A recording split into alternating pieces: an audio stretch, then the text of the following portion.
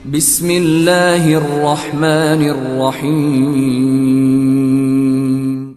Orang-orang yang menerima Ramadan itu akan terbagi kepada 3 bagian. Berapa bagian? Nah, wajah-wajah yang sekarang tampak, Bapak Ibu yang sekarang hadir, itu oleh Al-Quran sejak bulan Sya'ban sekarang ini. Awas hati-hati ya, karena ayatnya turun di bulan Sya'ban. Saya ulangi. Ayat tentang persiapan puasa yang menunjukkan perintah menunaikan ibadah Ramadan itu turunnya bukan saat bulan Ramadan. Turunnya di bulan Sya'ban, di tahun kedua Hijrah, di hari Senin. Saya ulang ya, harinya hari apa? Bulannya bulan apa? Tahunnya tahun keberapa? 2. Jadi 2 tahun Nabi berada di Madinah, turunlah kemudian ayat ini di hari Senin, di bulan ke-8 di bulan Sya'ban. Dan ketika turun, itu panggilan pembukanya langsung membagi orang Islam yang menyatakan beriman kepada 3 golongan. Nanti kita lihat kira-kira malam hari ini kita ada di posisi yang mana. Yuk kita cepat masuk. Sekarang izinkan saya langsung masuk ke intinya. 1. Quran surah kedua Al-Baqarah ayat 183, paling kiri sebelah atas di mushaf. Perhatikan kalimatnya. A'udzubillahi minasyaitonirrajim. Bismillahirrahmanirrahim. Ya ayyuhalladzina amanu kutiba alaikumus kama kutiba alal ladzina min qablikum la'allakum. Baik. Sekarang fokus baik-baik. Ya harfun nida linida'il qarib wal mutawassit wal ba'id. Paham? Tidak.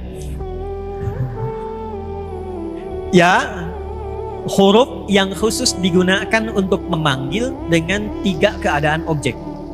Disebutkan sebanyak 361 kali dalam Al-Quran. Ada 14 huruf panggilan di dalam bahasa Arab. Ada A untuk yang dekat, ada ya, ada ayah, ada wa, dan seterusnya. Tapi dalam Al-Quran dari 14 ini yang digunakan para ibu sekalian, para bapak, itu cuma 1 huruf, yaitu ya. Dia digunakan untuk memanggil objek dengan 3 jarak. Perhatikan baik-baik. 1 linida'il qarib, untuk memanggil objek dengan posisi yang dekat. Saya beri contoh, ini ada Pak Wahyani. Saya panggil, ya Sayyid Wahyani, wahai Pak Wahyani. Karena dekat dengan saya panggil menggunakan ya. Ada jarak yang menengah dari sini. Misal di pertengahan itu misalnya ada Ibu Aisyah misal. Ada yang namanya Aisyah? Misal ya, saya panggil ya Sayyidah Aisyah pakai ya. Dalam jarak yang menengah. Ada yang paling jauh di belakang, misal namanya Ahmad. Saya panggil juga dengan menggunakan ya Ahmad. Jadi huruf ya itu huruf yang paling gampang digunakan untuk memanggil dengan semua jarak. Jadi kalau ibu, bapak sedang tersasar di Mekah, bingung, ingin cari orang bantu, gampang, gak usah sebut nama, bilang 1 huruf, ya, nengok semua tuh. Balik. Jadi izin bu, saya punya pengalaman waktu tugas haji 2010. Ini jemaah kita tuh luar biasa. Ada jemaah datang haji nyampe Mekah, tiba-tiba maktabnya lupa. Lantas ia cari-cari, ketemu sama askar. Jamaahnya nggak bisa bahasa Arab, askarnya nggak bisa bahasa Indonesia. Cuma orang kita kan pintarnya luar biasa. Ujian aja SKS gitu kan, sistem kebut. Sekarang 1 jam Mbak. Itu menariknya, karena beliau ada tanda gelang di maktabnya, langsung menghadap ke askar. Dia katakan begini, Pak, ihdinas siratal mustaqim, tolong tunjukkan saya jalan yang tidak muter-muter sampai ke maktab gitu. Jalan lurus itu kan tidak muter-muter ya. Nah yang Arab ini, askar ini tidak bisa bahasa Indonesia, sulit menjelaskan tapi tidak hilang akal. Maka dilihat di gelangnya ada maktabnya, diketahui tempatnya, lalu beliau mengarah ke maktab. Beliau katakan, Pak, siratal ladzina an'amta alaihim ghairil maghdubi alaihim waladdallin. Ikuti jalan yang ini saja sehingga Bapak nikmat sampai ke maktab. Jangan belok-belok takut tersesat atau Bapak dicela orang gitu. Terus saya balik. Ya, disebutkan 361 kali dalam Al-Quran. Belum selesai. Ayyuha disebutkan 150 kali dalam Al-Quran. Ayyunya munada untuk sifat menguatkan hukum, haknya tanbih mengingatkan hukum. Pelan-pelan.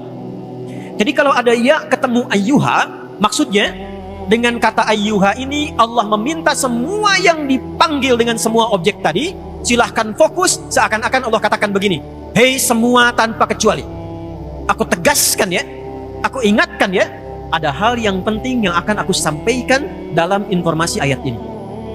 Saya cepat. Alladzina disebutkan sebanyak 1080 kali dalam Al-Quran, menunjuk semua objek tanpa kecuali. Maaf, mau laki-laki, mau perempuan, besar, kecil, tua, muda, punya strata sosial tinggi atau biasa, jika disebutkan, dipanggil dengan alladzina, maka semua tercakup. Sekarang kita gabungkan dari awal sampai akhir. Ya ayyuhalladzina amanu. Ini yang paling pentingnya. Hei semua yang telah menyatakan beriman tanpa kecuali. Aku tak peduli apakah kalian laki-laki atau perempuan, besar, kecil, kaya, cukup, punya jabatan, kedudukan atau tidak, sepanjang kalian merasa punya iman, maka perhatikanlah, aku tekankan ada informasi yang penting yang akan aku sampaikan. Apa kaitan dengan pertemuan kita? Saya mau tanya sebentar. Semua yang ada di sini merasa beriman atau tidak? Saya ulangi. Jawab yang tegas, kita beriman atau tidak? Ketika kita menyatakan beriman, kira-kira ayat ini berlaku untuk kita atau tidak? Sekarang perhatikan. Ketika kalimat iman dibuka dengan kata ya di dalam Al-Quran, artinya Allah sekaligus memanggil dan membagi pemilik iman itu kepada 3 bagian. Lihat kaitannya. Ya ayyuhalladzina amanu, hei semua yang merasa beriman tanpa kecuali. Yang pemilik iman itu tingkatan imannya beda-beda, terdiri dari 3 golongan utama. 1, linida'il qarib, ada yang imannya begitu kuat. Saya ulangi, ada yang imannya begitu kuat, bahkan sebelum dipanggil dia sudah siap-siap. 2, ada yang imannya standar, tengah-tengah, kuat tidak, belum sampai, lemah juga tidak. 3, saya agak cepat, ada yang imannya kualitas lemah, sudah diingatkan, sudah sampai, masih belum ingat. Perhatikan baik-baik. Ya ayyuhalladzina amanu, aku tidak peduli kata Allah, sepanjang dia merasa punya iman, maka yang lemah imannya dengan informasi ini akan dinaikkan menjadi kuat, yang menengah akan semakin dekat, dan yang kuat akan semakin lekat dengan Allah Subhanahu wa Ta'ala. Jadi Allah buka keterangan tentang Ramadan di bulan Sya'ban, 1 membagi keadaan iman kita, sekaligus yang kedua memberikan berita penting. Ramadan bisa mengangkat derajat keimanan seseorang yang jauh dari Allah pun seketika bisa menjadi dekat ketika ia memanfaatkan Ramadan dengan baik. Yuk sekarang kita ilustrasikan ya. Bapak Ibu sekalian, kalau pengen ngecek iman kita sekarang di kondisi lemah, menengah atau kuat, itu ada standarnya di Quran surah ke-8 ayat kedua. Saya ulang ya. Quran surah 8 Al-Anfal di ayat yang kedua, paling kanan sebelah atas di mushaf. Standar untuk mengecek kira-kira malam ini kita di posisi mana? Iman yang kuat, yang menengah, atau yang jauh? Innamal mu'minuna, innama adatul hasri. Perhatikan, huruf untuk membatasi satu hukum yang ada di ruang lingkup itu saja. Innamal mu'minuna, yang disebut orang punya iman itu tandanya berikut. Kalau tak punya tanda ini, tanda standar, artinya dia belum masuk pada golongan beriman. 1, idza dzukirallahu, jika disebutkan nama Allah kepadanya, wajilat qulub, ada getaran dalam hati. Saya ulang ya. Bu, tanda pertama kalau diperdengarkan nama Allah itu ada konfirmasi getaran di hatinya. Awas nih, getaran hati itu beda-beda. Di jalan lagi pelanggaran ketemu polisi, ada getaran tuh. Tapi bukan getaran iman tuh. Ya, awas, hati-hati tuh. Ya, awas. Ada rasa orang tua kepada anak, itu ada getaran. Apa yang membedakan getaran iman dengan getaran kemanusiaan? Perhatikan standarnya. Akan disebutkan nama Allah yang ketika diperdengarkan di telinga kita, konfirmasinya langsung datang lewat iman. Telinga, bahasa Arabnya udhun. Jamaknya disebut azan. Setiap hari 5 kali dalam pergantian waktu itu nama Allah disebutkan dalam setiap pergantian waktu. Pagi baru bangun tidur disebutkan, siang disebutkan, ganti sore disebutkan, masuk menjelang malam maghrib disebutkan, malam sebelum tidur disebutkan, untuk mengecek. Jangan-jangan kata Nabi, ada yang paginya yusbihu mu'mina, dia masih punya iman, wa yumsi kafira, ternyata sorenya hilang imannya. Diperdengarkan di telinga kita, bahasa Arabnya azan. Maka dalam azan, kalimat pertama yang disebutkan nama Allah atau bukan? Allahu Akbar, Allahu Akbar. Begitu disebutkan ada getaran. Nah, saya mau tanya begini, kalau azan itu panggilannya panggilan untuk apa?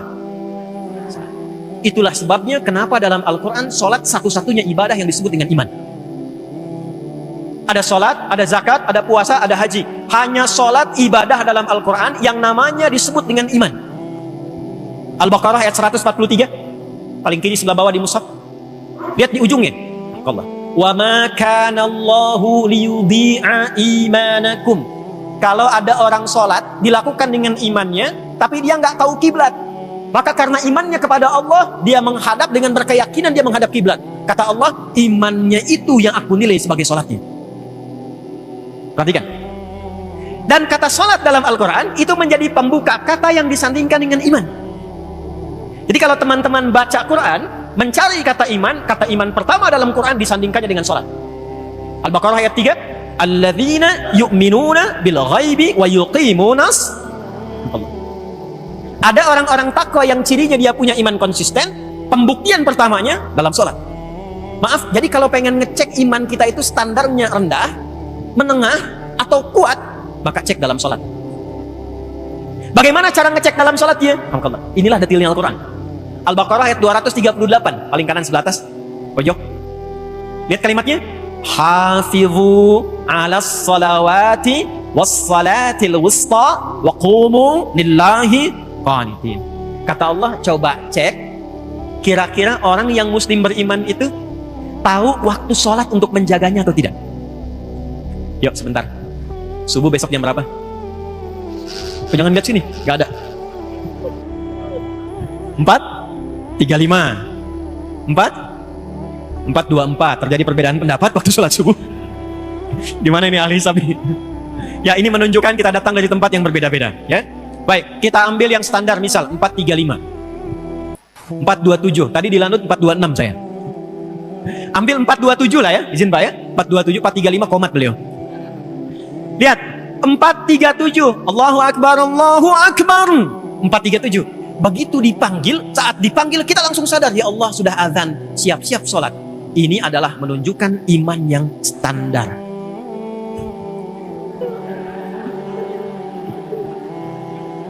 Belum kuat. Belum kuat. Ingat. Jadi kalau dipanggil, pas dipanggil sadar, itu imannya kata Allah standar. Izin Bu Rektor, di sini aktivitas jam berapa dimulai? Ya. Jam 8. Kampus aktivitas kuliah dibuka jam 8. Mahasiswa datang jam 8. Standar tidak? Standar. Kalau Anda datang jam 6, itu artinya di atas standar. 4:27 azan, Allahu Akbar, Allahu Akbar. Ada orang yang bahkan siap-siap dari jam 3. Disebutkan di Quran, dia nunggu pemanasan dulu supaya subuhnya itu optimal. Dia tahajud dulu, dia istighfar dulu, dia tunggu sampai tiba waktu subuh. Itu yang tadi saya bacakan, rakaat kedua dalam salat Isya. Quran surah 51 ayat 15 sampai dengan ayat 18. Itu adalah tentang orang ahli surga yang masuk surga dari taman surga yang disifati oleh Allah sedang beraktivitas di bumi. Di antara cirinya, dia menyiapkan persiapan subuh, dia datang sebelum dipanggil. Itu iman yang tinggi. Jadi kalau 4:27 dipanggil Anda datang, itu standar. Jam 3 Anda siap-siap, di atas standar. Tapi kalau 4:27 dipanggil Anda baru sadar jam 7:42, nah itulah wajah-wajah iman terlemah itu. Ya. Nah, ketika ayat Ramadan ini dibuka dan turun, ini maksud saya, turunnya bulan Sya'ban dibuka dengan panggilan iman, diawali dengan kata ya, Allah itu maha tahu. Semua orang beriman tuh tingkat imannya nggak sama. Tadi aja sholat kan ada yang nunggu komat dulu, ya kan? Ya, ini kan ibu pas mau kajian aja datang duluan. Coba kalau di luar kajian. Tuh. Tapi indahnya pembuka Quran itu, perhatikan kalimatnya. Kata Allah, Ramadan ini spesial karena ia bisa mengangkat iman yang paling rendah pun itu bisa naik ke posisi tertinggi. Itulah kehebatannya Ramadan, keunggulannya Ramadan. Ini yang menjadikan awal Ramadan itu menjadi berkah, karena di awal Ramadan itu semua jenis rahmat Allah diturunkan, mencakup semua pemilik iman. Itulah sebabnya nanti Masjid Walidah ini pada saat malam pertama Ramadan, jangankan yang sering ke masjid, yang jarang ke masjid pun bisa saf pertama. Maaf, jangan simpulkan yang datang saf pertama nggak pernah ke masjid ya. Tapi kalau nggak percaya silahkan Bu. Yang nggak pernah pegang mushaf, itu ibu-ibu malam Ramadan bisa tadarusan. Yang jarang sholat sunnah, itu Ramadan itu bahkan dikejar keadaan sunnahnya. Itulah indahnya Ramadan. Itulah indahnya Ramadan. Tapi siapa yang bisa mendapatkan itu? Ialah orang-orang yang memulai persiapan sejak Sya'bannya. Jadi kalau kita tidak tarhib dari bulan Sya'ban, vibes-nya nggak akan dapat. Ya. Auranya tidak akan sampai. Itulah sebabnya hadis riwayat An-Nasa'i. Saya cepat. Nomor hadis 2357. Silakan dicek, saya sudah lihat. Riwayatnya dari sahabat Usama bin Zaid radhiyallahu taala anhu. Dikonfirmasi oleh Sayyidah Aisyah di Al-Bukhari, perhatikan kalimatnya. Qala ya Rasulullah, ya Rasulullah, lam araka tasumu syahra. Saya tidak pernah menyaksikan Anda menunaikan banyak puasa sunnah hampir dalam sebulan. Kama tasumu Sya'ban atau kama qala. Seperti Anda menunaikan puasa sunnah ini di bulan Sya'ban. Saya ulang ya. Hadis ini memberikan kesan Nabi itu bulan Sya'ban itu sudah tarhib untuk persiapan Ramadan. Anda bayangkan seorang Nabi istimewa, ada ayat turun memujinya, wa innaka la'ala khuluqin 'azim. Ada satu surat diturunkan menjamin surganya sebelum wafat, surah Al-Kautsar. Dipuji oleh Allah dengan semua keluarganya, dipuji sahabatnya, dipuji umatnya. Nabi mulia ini masih persiapan menjelang Ramadan dari sejak Sya'ban. Ada yang mengaku umat Nabi Muhammad, tidak pernah ada ayat turun memujinya, tidak ada satu ayat atau surat bahkan menjamin surganya, tidak disebutkan keluarganya dalam Al-Quran, bahkan dia mengaku muslim dan beriman, tidak memiliki persiapan sebelum datang Ramadan, sehingga ketika sampai Ramadan tidak siap dia untuk menjemputnya. Itu poin satu.